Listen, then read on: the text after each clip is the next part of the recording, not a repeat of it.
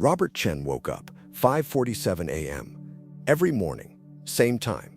He'd been waking up at 5:47 for 40 years, since he was 28. Old habits from when he was building his empire. Now he was 68, and he still woke up early. He got out of bed, small apartment, one bedroom, in the building. The staff apartment, on the first floor, in the back. Simple, clean, minimal furniture, a bed, a table, 2 chairs, a small kitchen. That was all he needed. Robert got dressed, gray pants, white shirt, navy blazer with gold buttons, the doorman uniform. He'd been wearing it for 8 years, every single day. He looked in the mirror, old face, weathered, deep lines, gray hair, thinning, neat, wire-rimmed glasses. He looked like a doorman, perfect. That was the point. 6:23 a.m. Robert walked to the lobby, the Ashford Building, Park Avenue, Manhattan. 12 stories, built 1924. Art Deco, beautiful. Marble floors, crystal chandeliers, brass fixtures. One of the most prestigious addresses in New York. Apartments started at $5 million. Penthouses, $40 million. The residents were wealthy, very wealthy. CEOs, hedge fund managers, old money families, celebrities. And Robert, he was the doorman. He'd been the doorman for 8 years. Before that, he was something else. But nobody knew. Nobody asked. He was just the doorman. 6:30 a.m. Robert opened the front doors. Polished brass, heavy. Turned on the lights. Adjusted the doormat. Everything perfect. The first residents would be coming down soon for their morning routines. Gym, coffee, work, and Robert would be there, opening doors, saying good morning. Invisible. 7:14 a.m. Mrs. Patricia Whitmore came down. 72 years old. Old money. Apartment 8B. $12 million. She had 3 Pomeranians, all wearing diamond collars. Robert opened the door. Good morning, Mrs. Whitmore. She walked past. Didn't look at him. Didn't respond. The dogs yapped. Robert smiled. Have a lovely day. Nothing. She was gone. Robert had opened that door for her, maybe 3,000 times. In 8 years, she'd never once said thank you. That was fine. 7:42 a.m. Mr. David Thornton came down. 58 years old. Hedge fund manager. Apartment 11A. $18 million. On his phone. Loud conversation. I don't care if the deal falls through. Make it happen or you're fired. Robert opened the door. Good morning, Mr. Thornton. Thornton walked past, still talking. Didn't acknowledge Robert. Robert closed the door behind him. Thornton had never looked Robert in the eye. Not once. In 8 years. To him, Robert was furniture. Part of the building. That was fine too. 8:31 a.m. Sarah and Michael Chen came down. Robert's heart squeezed. Every time. Sarah was 32. Michael was 34. His daughter and son-in-law. They lived in apartment 4C. $6 million. Robert had bought it for them. As a wedding gift. But they didn't know. They thought they'd gotten a great deal. Through a broker. Sarah smiled at him. Good morning, Mr. Chen. She called him Mr. Chen. Formally. Like all the other residents. Because she didn't know. Good morning, Mrs. Chen. Mr. Chen. Michael nodded. Polite, but distant. They walked out to their jobs. Sarah was a doctor. Michael was an architect. Good kids. Robert was proud, but they didn't know he was proud. They didn't know he was their father. Because 8 years ago, Robert had made a decision. He'd sold his company, his mansion, his cars, everything, and he'd become invisible to teach his children a lesson about humility, about respect, about seeing people, but they hadn't learned it yet. This building, the Ashford, Robert had bought it 30 years ago, 1994, for $45 million. Now it was worth $400 million. Robert Chen owned it, all of it, but nobody knew, not the residents, not the board, not even his children. He'd structured it through shell companies, trusts, lawyers. On paper, the building was owned by Ashford Holdings LLC, and Robert, he was just the doorman, paid $35,000 a year, plus the staff apartment. He'd been doing this for 8 years. Why? Because 30 years ago, Robert had come to America with nothing. From China, 1970, age 24. He'd worked as a janitor, a dishwasher, a taxi driver, saved every penny, bought his first building, a small walk-up in Queens, $200,000, borrowed money, fixed it up, rented it out, made profit, bought another, and another. By 1985, he owned 40 buildings. By 1990, 200. By 2000, he was a billionaire. Real estate empire. Robert Chen, self-made. He'd gotten married. Linda, a nurse. They'd had 2 children. Sarah, and David. Robert had given them everything: private schools, Ivy League, trust funds, everything. But he'd made a mistake. He'd given them money, but he hadn't taught them values, and they'd grown up, entitled, spoiled, disrespectful, looking down on service workers, on poor people, just like the wealthy families he'd served when he was a janitor, and it broke Robert's heart. So in 2016, Robert made a decision. He faked his retirement, sold his public assets, stepped back, and he became a doorman in his own building to see if his children would recognize him, would see him, would treat him with respect.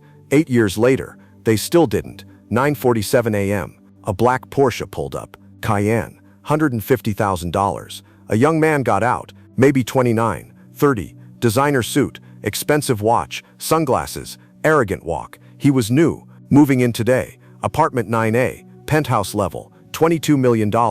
His name was Derek Morrison, tech CEO, crypto startup, just went public, worth $800 million. He walked up to the door. Robert opened it. "Good morning, sir. Welcome to the Ashford." Derek looked at him, up and down, dismissive. "You the doorman?" "Yes, sir." "Great. I have 17 boxes coming. Bring him up to 9A, and be careful. Some of that stuff costs more than you make in a year." "Of course, sir." Derek walked past. "No, thank you. No, please." Robert watched him go. This was going to be interesting. Over the next 3 days, Derek Morrison made himself known. He was loud, rude, demanding. He'd call down to Robert at all hours. "Doorman, get me a coffee, now." "Doorman, my dry cleaning, where is it?" "Doorman, there's a noise, fix it." Robert did everything, quietly, professionally, but Derek got worse. He'd mock Robert, in front of other residents. "Look at this old guy, probably never made more than minimum wage in his life. Bet you can't even read, can you? What's it like being nobody?" Robert said nothing, just smiled. "Have a good day, sir." Other residents started complaining. "Mrs. Whitmore, that Morrison boy is vulgar. Mr. Thornton, he's lowering property values with his behavior." But Derek didn't care. And then he made his move.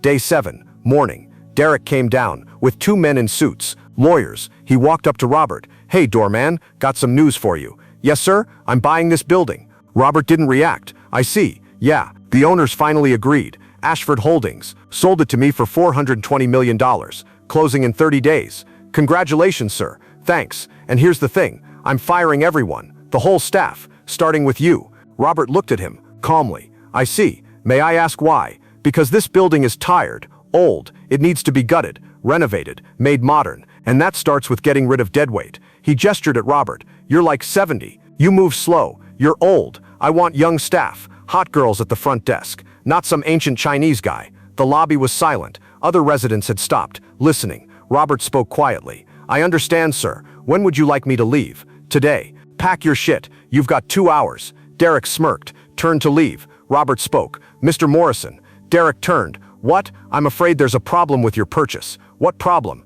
"You can't buy this building." Derek laughed. "Yes, I can. I already did. Contract signed. The contract is invalid." "Excuse me? You can't buy something that's already yours." Derek stared. "What are you talking about?" Robert took off his glasses, cleaned them, put them back on. "I'm talking about the fact that you didn't buy this building from Ashford Holdings." "Yes, I did." "No, you bought it from me." Silence. "What?" Robert reached into his jacket, pulled out a card, handed it to Derek. Derek looked at it. "Robert Chen, Chairman and CEO, Chen Holdings." Derek looked up, confused. Robert spoke calmly.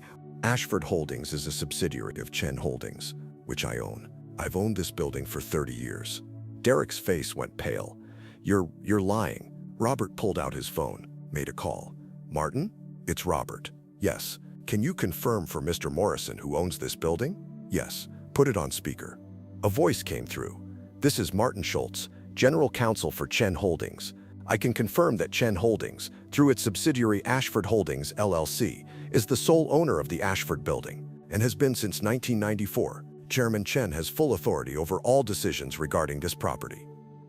Robert hung up. The lobby was dead silent, everyone staring. Derek was shaking. But you're a doorman." "Yes, I choose to be."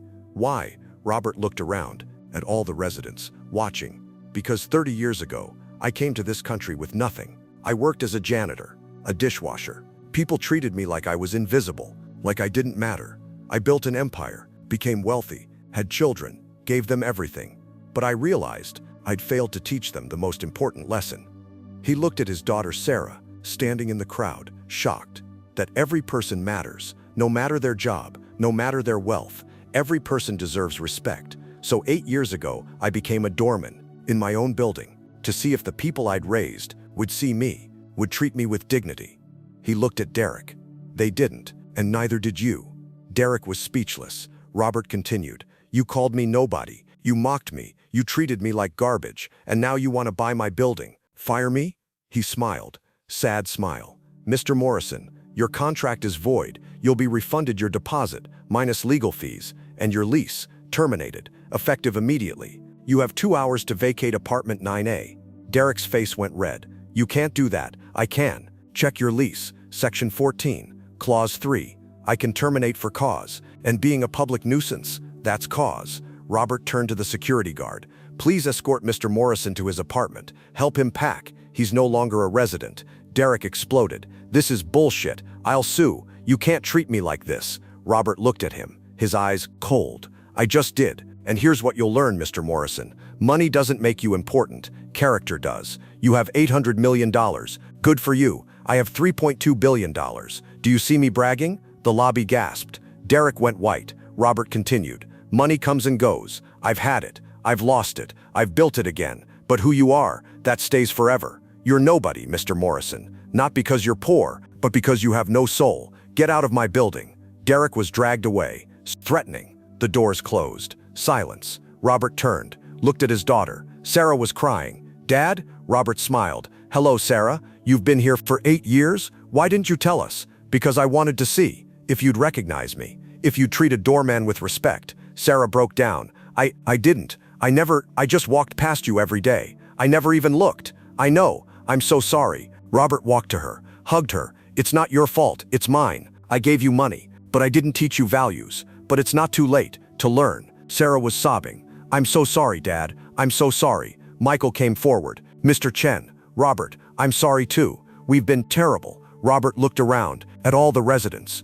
Mrs. Whitmore, looking ashamed. Mr. Thornton, uncomfortable. All of them, realizing they'd been treating him like garbage for years. Robert spoke to everyone. "I'm not angry, but disappointment can be fixed. From today, things change. In this building, everyone will be treated with respect. Staff, residents, visitors, everyone. And if you can't do that, there's the door." Mrs. Whitmore stepped forward. "Mr. Chen, I've been horrible to you for 8 years. I'm ashamed." "It's okay, Mrs. Whitmore." "No, it's not. I'd like to apologize properly and learn your name, your real name, not just Doorman." Robert smiled. "Robert, my name is Robert." "Thank you, Robert, for the lesson."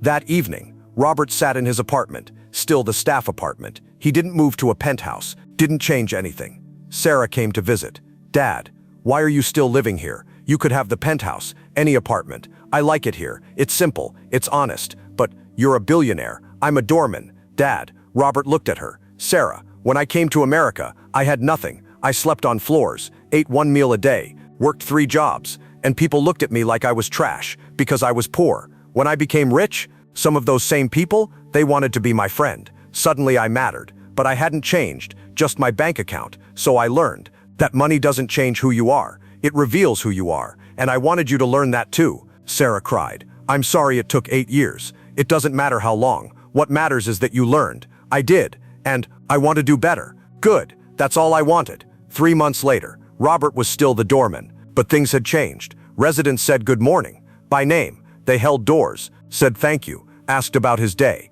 Mrs. Whitmore brought him tea. Every morning, Mr. Thornton invited him to poker night. Sarah and Michael visited, every week, for dinner. And Robert, he was happy, not because of the respect, though that was nice, but because he'd taught the lesson, finally, that every person matters, no matter their job, their wealth, their status. Every person deserves to be seen.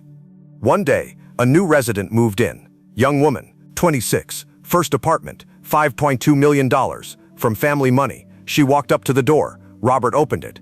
"Good morning, miss. Welcome to the Ashford." She smiled. Big smile. "Good morning. What's your name?" "Robert." "Hi, Robert. I'm Amanda. Nice to meet you." She extended her hand, shook his. "Thank you for opening the door. I really appreciate it." "You're welcome, Amanda." She walked in, then turned back. "Hey, Robert, I'm new here, and I don't know anyone. Would you mind maybe having coffee sometime? I'd love to hear about the building, the neighborhood." Robert smiled. "I'd be honored. Amanda grinned. Great. Tomorrow, 8 a.m. Perfect. She walked away, happy. Robert watched her go, and he thought, maybe the lesson was working. Maybe the world was changing, one person at a time. You can have all the money in the world, but if you have no respect, no kindness, no humanity, you have nothing. And sometimes, the richest person in the room is the one opening the door, the doorman who owned the building, the billionaire who chose humility, the father who taught by example. This is the story of Robert Chen, the man who proved true wealth isn't measured in dollars, it's measured in dignity.